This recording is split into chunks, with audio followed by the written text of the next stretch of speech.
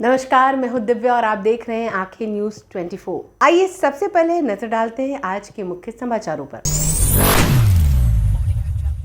नमस्कार, मैं अमित और आप देख रहे हैं आंखें न्यूज 24। पटना एयरपोर्ट पर दिल्ली रवाना होने से पहले मुख्यमंत्री नीतीश कुमार के बेटे निशांत कुमार ने मीडिया से बातचीत की, तो वहीं आगे उन्होंने कहा कि उनके पिता ने 2005 से बिहार के विकास के लिए लगातार काम किया। उन्होंने बताया कि बिहार में तमाम आयोग का गठन, मुफ्त बिजली की सुविधा और अब 1 करोड़ रोजगार देने की घोषणा उनके पिताजी की पहल रही है। उन्होंने साफ कहा कि नीतीश कुमार ने हमेशा जनता के हित में फैसले लिए हैं और बिहार के विकास को उन्होंने प्राथमिकता दी है। और क्या कुछ कह रहे हैं निशांत कुमार, आइए आपको सुनवाते हैं।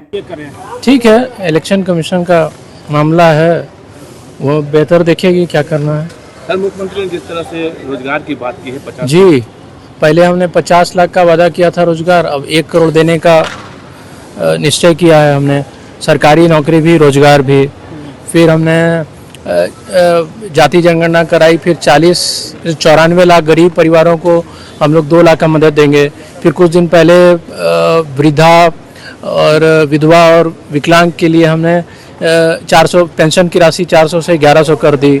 फिर बिजली 125 यूनिट कम कर दी, जो कि करीबन 90% लोग अब बिजली मुफ्त हो जाएगा। फिर हमने एक युवा आयोग का गठन किया, जिससे युवाओं को आत्मनिर्भर रहने में और रोजगार का हम अवसर दे सकेंगे उसमें।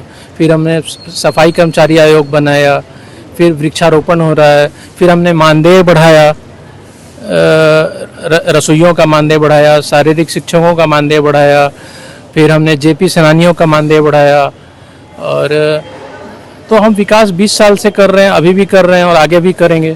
सर, 25 से 30 नीतीश कुमार ही रहेंगे। जी जी बिल्कुल। तो तेजस्वी जी कहते हैं कि कॉपी करते हैं, नकलची सरकार है, नकल करती है हमारी। नहीं, ऐसा क्या है, सब पिताजी 20 साल से जो कर रहे हैं वो नकल ही कर रहे हैं। 2005 से ही लगे हैं। कोई भी सेक्टर देख लीजिए, शिक्षा, स्वास्थ्य, रोजगार, पथ है, जल जीवन है, सब हर सेक्टर में कर रहे हैं। तो इतना देर से नकल तो थोड़ी है, पिछले 20 साल से। क्या इस बार स्वास्थ्य को लेकर के लगातार सब ठीक है, ठीक है। नीतीश कुमार जी का स्वास्थ्य ठीक नहीं रहता है, सर क्या कहेंगे?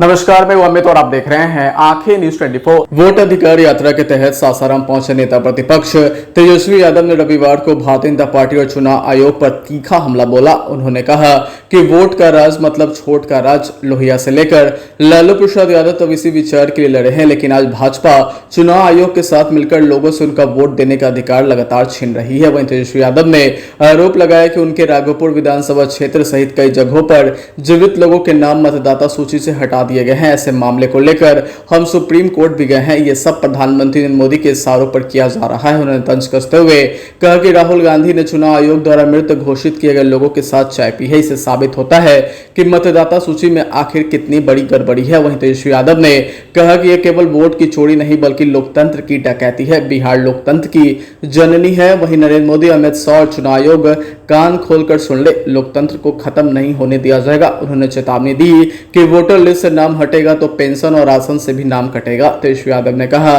कि एक बड़ी साजिश है जिसका जवाब बिहार की जनता देगी। नरेंद्र मोदी इलेक्शन कमीशन के माध्यम से बिहार को लोगों को चूना लगाना चाहते हैं। नरेंद्र मोदी जी, ये बिहार है, बिहार के लोग खैनी के साथ चुनाव रगड़ खा जाते हैं। बिहारी गरीब जरूर है लेकिन जवाब तीखी मिर्ची जैसा देगा।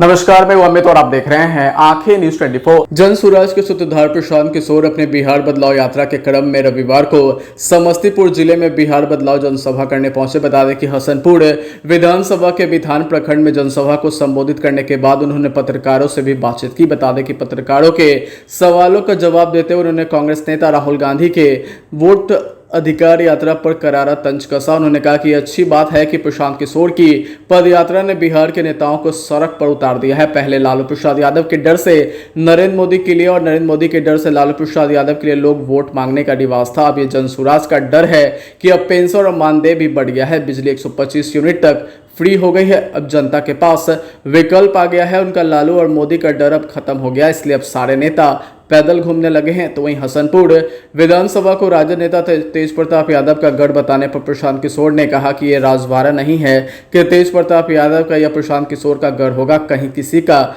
गढ़ नहीं होता, गढ़ सिर्फ जनता का होता है। जनता मालिक है, जिसको वोट देगी उसका ही गढ़ होगा। प्रशांत किशोर ने इसी क्रम में भाजपा के प्रदेश अध्यक्ष पर भी जमकर सियासी हमला बोला। आगे उन्होंने कहा कि उनके जैसे 10 लोगों की भी हिम्मत नहीं है कि प्रशांत किशोर के खिलाफ कुछ बोल दें।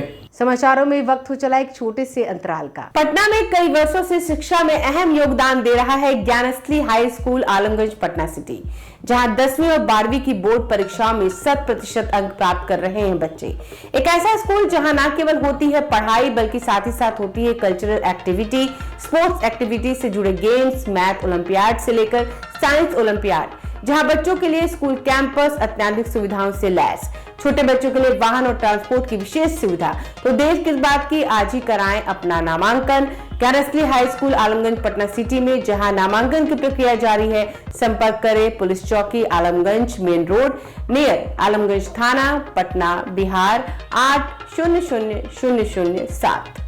समाचारों में आपका फिर से स्वागत है। नमस्कार, मैं अमित और आप देख रहे हैं आंखें न्यूज 24। बिहार विधानसभा चुनाव से पहले महागठबंधन ने जिस वोट अधिकार यात्रा का ऐलान किया था, उसकी धमाकेदार शुरुआत रविवार को सासाराम से हुई। बता दें कि कांग्रेस नेता राहुल गांधी और आरजेडी नेता तेजस्वी यादव इस यात्रा के अगुवा बने। वहीं राष्ट्रीय जनता दल के सुप्रीमो लालू प्रसाद यादव ने हरी झंडी दिखाकर यात्रा को रवाना किया। तो वहीं सासाराम के सुअरा हवाई अड्डे मैदान में आयोजित विशाल जनसभा ने चुनावी गर्मी को चरम पर पहुंचा दिया। बता दें कि हजारों की संख्या में जुटी भीड़ वोट चोर गद्दी चोर के नारों से गूंज उठी। वहां महागठबंधन का दावा है कि यात्रा सिर्फ राजनीतिक शो नहीं, बल्कि लोकतंत्र और संविधान की रक्षा की लड़ाई भी है। बता दें कि सासाराम कार्यक्रम में कांग्रेस अध्यक्ष मल्लिकार्जुन खड़गे, छत्तीसगढ़ के पूर्व मुख्यमंत्री Bhupesh Baghel, VIP chief Mukesh Sahani, CPIML महासचिव दीपांकर भट्टाचार्य, आरजेडी सुप्रीमो लालू प्रसाद यादव और तेजस्वी यादव मंच पर मौजूद थे। बता दें कि कांग्रेस नेता राहुल गांधी विशेष विमान से गयाजी एयरपोर्ट पहुंचे और वहां से हेलीकॉप्टर से सासाराम पहुंचे। बता दें कि सभा स्थल तक पहुंचने के लिए एसपी जैन कॉलेज में विशेष हेलीपैड बनाया गया था। तो वहीं मुकेश सहनी ने सभा को संबोधित करते हुए कहा कि यात्रा लोकतंत्र बचाने की यात्रा है। वोट का अधिकार नहीं होता तो न लालू प्रसाद यादव मुख्यमंत्री बनते और न एक मल्लाह का बेटा बिहार में मंत्री बन पाता। अगर आज चुनाव आयोग विपक्ष से लड़ाई कर रहा है, आयोग अब जनता को जवाबदेह नहीं है, बल्कि प्रधानमंत्री नरेंद्र मोदी की जेब में नजर आ रहा है। नमस्कार, मैं अमित और आप देख रहे हैं आंखें न्यूज 24। सासाराम में वोट अधिकार यात्रा के दौरान एक अहम दृश्य देखने को मिला। बता दें कि जब कांग्रेस नेता राहुल गांधी जिस जीप में सवार थे, उसका स्टीयरिंग राष्ट्रीय जनता दल के नेता और बिहार के पूर्व मुख्यमंत्री तेजस्वी यादव ने संभाला। दरअसल यह दृश्य न सिर्फ प्रतीकात्मक था, बल्कि आगामी बिहार विधानसभा चुनाव को लेकर एक बड़ा सियासी संकेत भी देता है। बता दें कि वहीं भीड़ से खचाखच भरे आयोजन स्थल पर जब राहुल गांधी और तेजस्वी यादव एक ही गाड़ी में दिखाई दिए, तो राजनीतिक गलियारों में इस तस्वीर की कई तरह से व्याख्या की जाने लगी। दरअसल राहुल गांधी जहां पीछे खड़े होकर जनता का अभिवादन स्वीकार कर रहे थे, तो वहीं तेजस्वी यादव ड्राइवर की सीट पर गाड़ी चला रहे थे। तो वहीं कुछ मीडिया रिपोर्ट्स के अनुसार यह दृश्य ये जताता है कि बिहार में कांग्रेस का सियासी स्टीयरिंग अब पूरी तरह से नेता प्रतिपक्ष तेजस्वी यादव के हाथ में है। तो वहीं वोट अधिकार यात्रा के मंच से राहुल गांधी ने जहां भाजपा और एनडीए सरकार पर जमकर निशाना साधा, तो वहीं तेजस्वी यादव ने भी जनता को याद दिलाया कि बिहार के युवाओं, किसानों और गरीबों के हक की लड़ाई वे लगातार लड़ते आ रहे हैं। परंतु इस पूरी यात्रा की सबसे चर्चित तस्वीर वही रही जिसमें राहुल गांधी को तेजस्वी यादव गाड़ी में लेकर जा रहे हैं। बता दें कि एक तरह से कांग्रेस को ड्राइव कर रहे हैं। तो वहीं राजनीतिक विशेषज्ञों का मानना है कि इस तस्वीर के माध्यम से यह स्पष्ट संदेश देने की कोशिश की गई है कि बिहार में अगर एनडीए को टक्कर देनी है तो नेतृत्व तेजस्वी यादव ही करेंगे और कांग्रेस सहयोगी की भूमिका में रहेगी। नमस्कार, मैं अमित और आप देख रहे हैं आंखें न्यूज 24। विकासशील इंसान पार्टी यानी वीआईपी के प्रमुख और बिहार के पूर्व मंत्री मुकेश सहनी ने जनसभा को संबोधित करते हुए कहा कि ये लोकतंत्र बचाने की यात्रा है। उन्होंने कहा कि हमें इस देश में लोकतंत्र बहाल करना, ना कि यहाँ राजतंत्र बनाना है। उन्होंने कहा कि आज जिस तरीके से वोट की चोरी करके लगातार सरकार बनाई जा रही है, पूरे देश को पता है। बाबा साहेब ने हमें वोट का अधिकार दिया है। आज हमारे पास वोट है, तभी देश में बदलाव हुआ है। वोट नहीं होता तो बिहार के मुख्यमंत्री लालू प्रसाद यादव नहीं बनते। उन्होंने कहा कि अगर आज वोट का अधिकार नहीं होता तो मल्लाह का बेटा बिहार में मंत्री नहीं बनता। उन्होंने लोगों से वोट की रक्षा की लड़ाई लड़ने का आह्वान किया। देश को चलाने के लिए सरकार और विपक्ष दोनों की जरूरत है। चुनाव आयोग को साफ सुथरा चुनाव कराने की जिम्मेदारी है, लेकिन चुनाव आयोग विपक्ष को अपना दुश्मन मानकर काम कर रहा है। उन्होंने कहा कि आज चुनाव आयोग प्रेस कॉन्फ्रेंस कर रहा है जबकि आज छुट्टी का दिन है। वीआईपी नेता मुकेश सहनी ने कहा कि बिहार में बदलाव होगा और महागठबंधन की ही सरकार बनेगी। आने वाले समय में हम सभी के लिए काम करेंगे। वहीं आपको बता दें कि बिहार चुनाव से पूर्व बिहार की राजनीति पूरी तरह से गर्म है और जमकर सियासत हो रही है। विपक्ष लगातार सत्ता पक्ष पर हावी नजर आ रहा। अगर आपने अभी तक हमारे चैनल को सब्सक्राइब नहीं किया है तो हमारे चैनल को जल्द से जल्द सब्सक्राइब करें, लाइक करें और शेयर करें। देश और दुनिया की तमाम खबरों को देखने के लिए लगातार देखते रहें आंखें न्यूज़ 24।